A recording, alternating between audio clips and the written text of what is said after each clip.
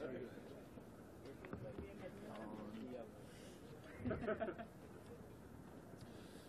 right, good. Looking forward to a good week of prep. Traveling to Kansas City and taking on the Chiefs. Big divisional game for us. So obviously, I heard the news, from this morning that Andy's going to suspend or has suspended Marcus, and we treat that a lot like we did last week with Eli. Decision like that is similar to an injury occurring. We're preparing Raiders versus Chiefs, so nothing really changed in terms of us putting a plan together and making sure that it's about us going in and playing good football. So, questions? What have you seen from Bruce over the last couple of weeks? His stats have been. Yeah, I just think overall playing well. I think Bruce and D'Amico and Mario and some of the guys there's a little better effectiveness getting after the quarterback and a little tighter coverage, which obviously helps, as I've talked about. In your past experience, how much have you found, what kind of an impact Marcus makes, and what does his absence do to a game plan? Well, I mean, you do what you can to adjust. This time of year, you're typically adjusting to injuries that occur, so we'll treat it very similarly to that. And we're trying to get our own group of guys healed up as best as possible for this game. So, that's part of what we do in this league is the next guy plugs in and you keep rolling. Any updates on Amari? No. You ever see a player throw the flag up in the stands before? What does that say about the frustration level of a team? Well, I'm not gonna get into those types of discussions. I mean, to me, it's about us preparing to play them. We're going to focus on the things that we see on the football field that pertain to us playing good football. Coach's momentum a thing at this point in the season. You played well the last couple of games. You won 2 in a row. You're moving in the right direction. I mean, does that resonate? I mean, is there confidence, momentum? Does that? We're human beings. I think certainly there's a better feel when you're winning and doing things well. So, for us, it's about the next game. We got to take them one at a time. We went through. We've had our stretch. I talked about it the other day. The Chargers had theirs the first 4 games. We had ours. 4 in a row after winning 2. So the Chiefs have had a little bit of a spell, but yet we all sit here 6-6 with an opportunity, and which team takes the most advantage of that opportunity sitting there. It's got to feel like one of those while we play type moments, right? Going to Arrowhead, division on the line. This is like what you guys lace them up for, huh? It's good stuff. I mean, it'll be exciting, be a great atmosphere, it'll be very loud there, always is, and it'll be great competition. So really looking forward to it. You were pretty clear after the game that you were hoping that it was just a bad game for Jalen on the punt return. Is the plan to continue forward with him returning punts for you guys? I trust Jalen to do a good job. Before the first fumble, he had the 19-yard return, which I think was the longest of the season. Do you see things started to open up there, possibly? Do I think? Do you think things are starting to maybe open up there on the punt return? I'd love to see that. We've come out of a lot of meetings saying, "Oh, we're 1 block away." To me, you got to take advantage of these opportunities, and we're getting those opportunities with the defense forcing some 3 and outs and doing a good job getting the ball back, getting off on 3rd down. And we've got to take full advantage of our return game when we do. Jack, is there anything about Marshawn, whether it's as a player or as a person, that you know now that you didn't know when you first came here? You're always learning about each other, I think, through experiences, but nothing really sticks out. Surprised in the way, or maybe you're not surprised in the way he's kind of taking the 2 young guys under his wing? Well, it's been my experience in the league that typically guys that have played end up wanting to share some of that knowledge, some of that wisdom that they've accrued through their time and share it with the younger guys. So the question is, are the younger guys willing to learn and listen? And I think in our case, we have guys that are definitely paying attention. Donald Fenn was saying the other day. Look, I know you guys want me to say we were reinventing the wheel on offense on the offensive line, but we just kept at it. Little things. What have you seen from that group? That's a pretty proud group. They're the highest paid line in the league. I know they weren't doing quite what they wanted. What have you seen, how they've worked through it as the year's gone on? Yeah, I think we've done just that. And, I like our group. I think we have a good group. They're big, they're physical. They protect our quarterback. They open holes for our backs. So, they're responding exactly how we want to respond. It's sometimes things don't go exactly how you want, but you persevere, you stand for the things you believe in, you maintain good character, you continue to work, and that's what we've done up front, and that's what we've done as a team. And so we should expect to play our best football down the stretch here. Do you think there's any room for Derek to use his feet more, not necessarily take off, but get outside of the pocket, or do you like him staying in there, kind of hanging in there? We know he can move, but all he's got to do is be himself. That's part of it. He's athletic. Wasn't long ago I was trying to talk to him about not straight arming somebody on the sideline and not doing the Superman routine, jumping over the top. But we do like him to use his feet. That's a weapon for him. That wasn't that long ago either. Corey James, he's to his credit, fighting all season just to be healthy. Doesn't seem like he's really had a chance to be healthy. Right. Maybe at all this year, if so, a very small window. What have you seen just the way he's handled a difficult situation physically, just to give the team everything he's got when he can? Yeah, that's exactly what he's done. He's battled through it. He's been hobbled a little bit with injury. I think he's been questionable most of the year on the injury report. So it's been something he's battled throughout the year.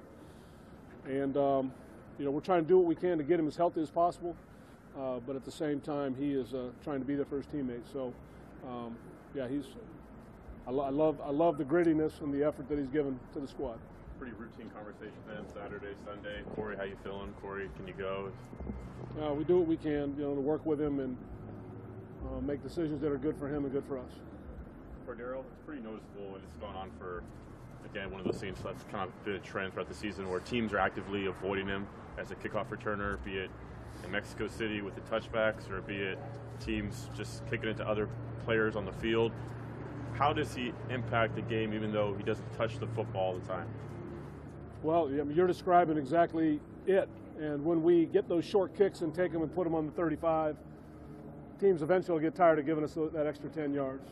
So, that's the decision you have to make as a kickoff team. Are you going to give them an opportunity to return it or not? And there are quite a few that are choosing not to.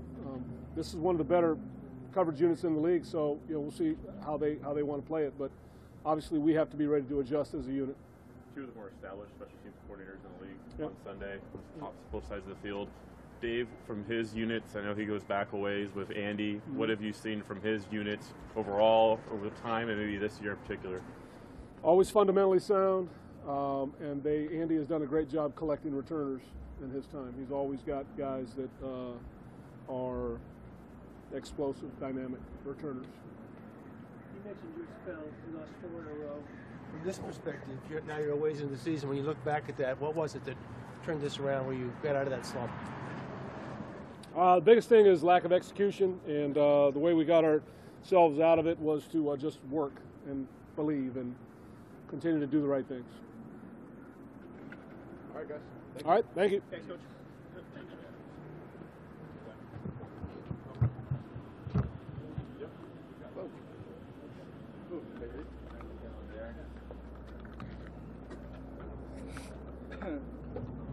Like to mess with him.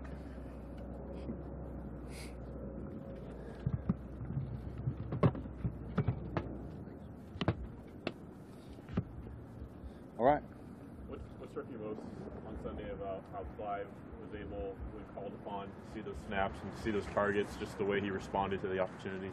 Yep, this league, is definitely going to give guys opportunities. With how long the season is, there's always injuries. There's always certain things that happen where, different guys got to step into different roles. And it's not a role that Clive it's not new for him, is what I should say. Clive has been, my tight end the last 2 years and has done a fantastic job. I felt that Indianapolis game last year was where we were finally hitting our stride together, and really getting a good connection and chemistry of how he ran routes and how I wanted to throw them and things like that. So, Clive is a great football player, and we just happen to have two really great tight ends, route-running tight ends. Lee's a different beast. He can do a lot of different things, but having those guys that can come in and run the routes and to do the route trees that they can do is huge for us. You said you felt like, referring to that Indianapolis game, just picking up where you guys left off. I don't know if that might have been something you actually had said to him on Sunday. Yeah. What goes into that? Because it has been quite a while since then, and just obviously you guys are practicing together and everything together. But in terms of on the game, that timing. Yeah, absolutely. Every route that Clive runs in an individual drill, I'm throwing it. When it's routes on air and things like that, I always throw Jared's. I always throw his because I know what kind of player he is, and I think that he's going to be someone that is here a long time because of what he can do. He's a great special player, and we're blessed to have him.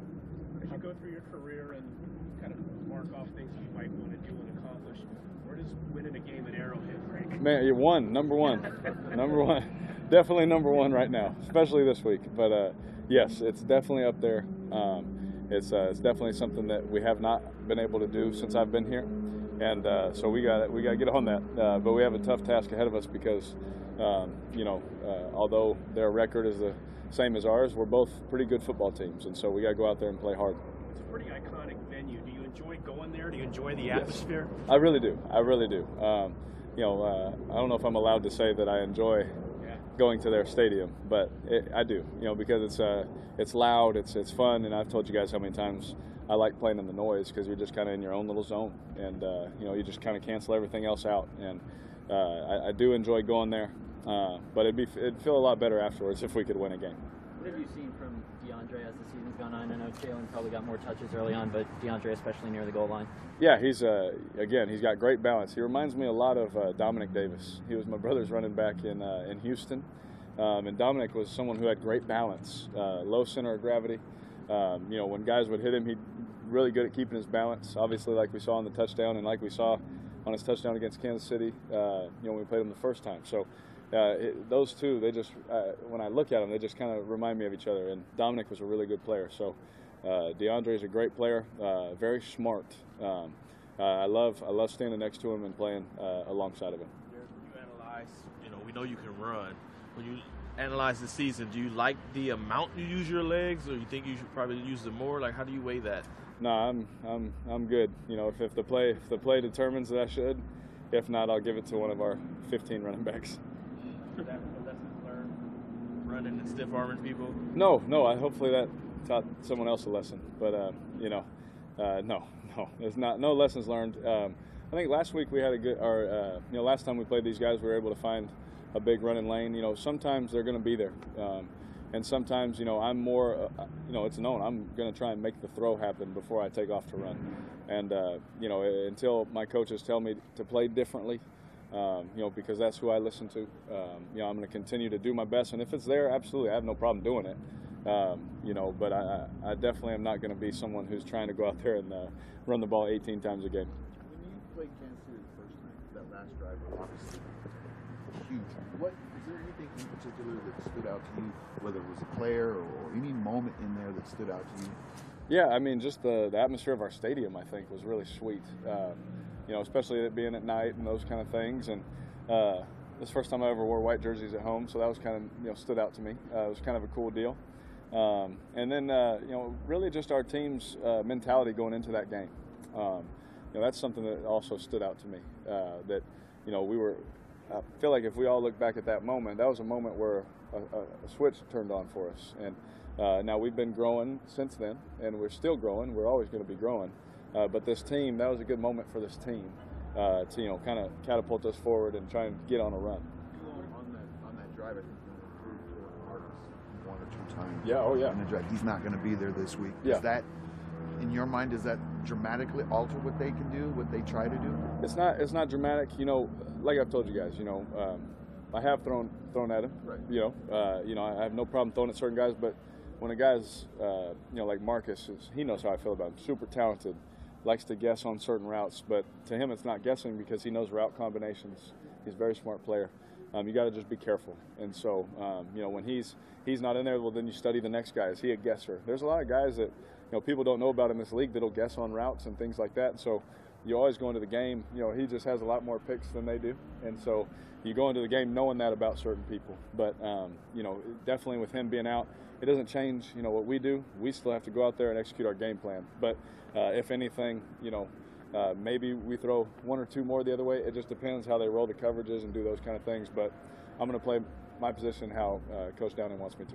Crab's back this week. Coos, a question mark. How important was it last week to get Patterson, Holton, and all those guys involved as you go down the stretch? Man, we needed it, obviously. Yeah, we definitely needed it to win the game. So just being able to get guys involved, when you have 2 first-round picks ahead of you, it's tough. It's tough to get on the field. It's tough to, fight for the ball and things like that. But to have those guys both out and those guys get a chance to go out and play extended time, CP is somebody that has done that. He's a starting receiver. He's a great football player. But having a young guy like Johnny get some more reps, having Seth play some more base personnel type things, it was really good for them. And it shows that we can go out there and win a football game if we have to, if certain people go down. That's every game the same. Does this one have a little playoff feel, especially with the ramifications? I feel like for a couple weeks now, all of them have. To be honest with you, Denver was one of them. This last one was one of them. So I feel like from here on out, I think they're all going to have that feel to us. So hopefully we can just get hot and get on a run. How big is it going to be to get Crabtree back, though? Oh, it's going to be huge. Anytime, we've been through this a couple times this year. Anytime you can get a piece back, it's nothing against anybody else, but those guys are starters for reasons. Those guys got all the reps. Those guys have seen the ball coming to them, from me many times for years now, which is funny to say how fast it goes. But with Crab coming back, obviously it's no secret I love throwing in the ball. I love Crab, and I think a lot of people know that. So being able to get him back, it definitely helps our team. Derek, that last series specifically against Kansas City, you love throwing the ball to him. Anyway, Yes. I mean, you went from the high of thinking you had the game-winning or the touchdown to 2 incompletions to finding him again. I mean, what about the emotions of just that last series of snaps? Yes, I've never seen anything, let alone been a part of something like that, where I don't remember how many untimed downs it was, but it was crazy. We go from, first it was Jared's, touchdown, and then we hit CP, but I saw the guy holding him, so that one didn't get my emotions much. We hit Crab, so I thought the game was over. And then again, we stepped up and I saw them holding Jared, so my emotions were like, okay, well, we're going to get another play. So all of that sequence was just so weird, but it got to a moment before that last play, like, this has to be it. You know what I mean? And so we were like, man, we better make this one count. But my emotions were definitely like, what is going on kind of a deal. A couple more for Derek. It's not kind of an obvious question, but how reliable has Rodney Hudson been in pass protection this season? And is there anything that you notice about him when you watch on film that maybe you don't pick up during games? His effort down the field. Maybe you guys see, I don't know. But if you ever watch him, when the ball is committed, meaning if it's a run or if the ball's committed, meaning I threw it a different direction or things like that, you watch his effort after the play, and it's special. He's the best center in all of football. And the things that people don't get to see is what he can do mentally. Obviously, you can't see that, but when certain things happen and certain blitzes are picked up and things like that, that's a lot of hard work. I've never been around a guy that studies as much as a quarterback. You know what I mean? And he's one of those guys. So the way he watches film and prepares, not only for his individual matchups, but the way he can study a defense. Study a defensive coordinator, it's very special, and he's the best in football. Derek, you talked about what Crab going back means to the team, but knowing him as you do and his personality after being forced to essentially sit out for a game and a half, what does it mean for him to come out maybe, with a little something extra? Well, I know how much Crab is a competitor, and I know how much he loves football. And so I know just from being, having to miss a game this year because of my back, how much that sucks. As much as we work hard and love to compete and be out there with our brothers, I know it just was hurting him, because he just likes to be out there. So for him to be able to come back, I can pretty much promise you he's juiced and ready to play. Penn was saying yesterday, look, I know you guys want me to say that we reinvented the wheel here with regard to the offensive line plays, but you can say, no, we just kept working at the same things and getting better as the season went on. What have you seen from that group? I mean, in terms of benchmark stats like rushing yards and sacks allowed, they were down a little bit, not quite what they wanted to be. But it's a highly paid and proud group. But what have you seen as the season's gone along with them? You know, really nothing. How do I want to word this? It wasn't any like light switch moment or anything like that. It was just a steady growth of them knowing what they're capable of and them taking their coaching. You know, you hear Coach Tice, he's got that loud voice in the hallway. You know, you can hear him coaching them, and they would take it and just grow from it. And you know, whenever you have a culture that accepts the coaching and just goes out and works their tail off out here, and you just do that steady growth, good things are coming. You know, and it's hard because we all want the results now, especially with how the world is today. You want it now, and so Amazon has helped with that. But you know, you look at how we are wired today, and you take a group of guys and you see them just steady, just keep doing it the right way, keep doing the footwork, keep doing it, and then when it starts to switch and things are going their way, it's really cool to see that hard work really does pay off. Thank you guys. Thank you. Thanks, Eric.